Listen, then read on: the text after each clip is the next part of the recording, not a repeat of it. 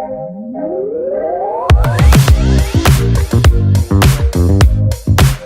afternoon and welcome to the Indo-Asia Business Excellence Summit 2022. Today we have with us Mr. Param Kumar, Vice President of Business Development and IT Services, IDBI Intech. Sir, thank you for your precious time for this interview. So the first thing that I would like to know is like IDBI Tech, it's one of the eminent names when we think about fintech in the country. How will you define its success? Like, give us an overview of the journey that it has covered over the years. See, I would say that IDBI Intech is one of the technology companies which operates primarily into BFSI sector. So we are a prominent name today for any software application which is required by a BFSI organization, whether it is a bank or insurance company.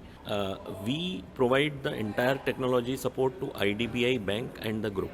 In addition to that, we also provide software and services to the entire BFSI sector. So we operate in two ways. One, providing complete support to the IDBI Bank and the group, and then to the other players in the BFSI sector.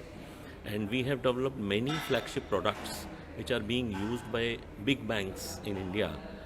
Maybe I don't want to name the banks here, but some of the products which I can name is like we have successfully developed a product called anti-money laundering software, which is really helping many banks and insurance companies, NBFCs, to control the incidences of money laundering, which is required as per the guidelines of Government of India.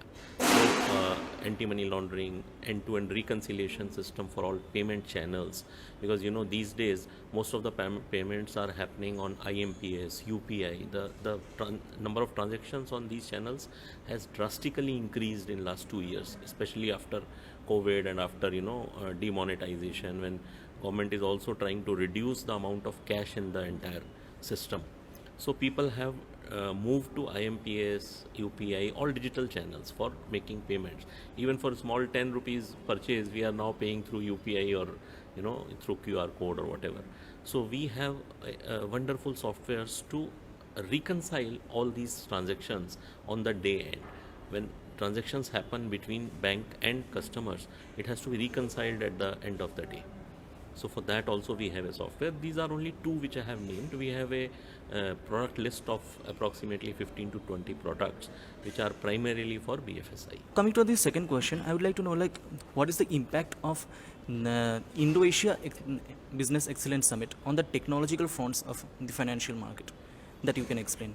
See, for the technology company who is into the business of creating softwares, there are three basic input parameters which are required globally. One is the logical thinking, which is available worldwide. Every country will have people having good logical ability. Then second is the knowledge of English language, because most of the softwares are written and used by the people in English language. That there India has an advantage, because if you see in European countries, most of the countries they don't speak English. But in India, in Asia, most of the countries speak English. In fact, China has that problem. China, people don't speak English. But in India, most of the people, they are good in speaking English and they can write the codes in English. Then the third part is, the cost of labor. Cost of labor is one parameter where India really wins over many other countries. If you see the American countries, the cost of labor is very high. If you see the Australia, the cost of labor is very high. In Europe also it is very high. But in India, cost of labor is much lower as compared to other countries. So India is a country where all these three parameters can be met very effectively, and that is one of the reasons that we are going to become the leader in technology across the world. And that is actually happening. People from India are most sought after in most of the countries, in most of the regions.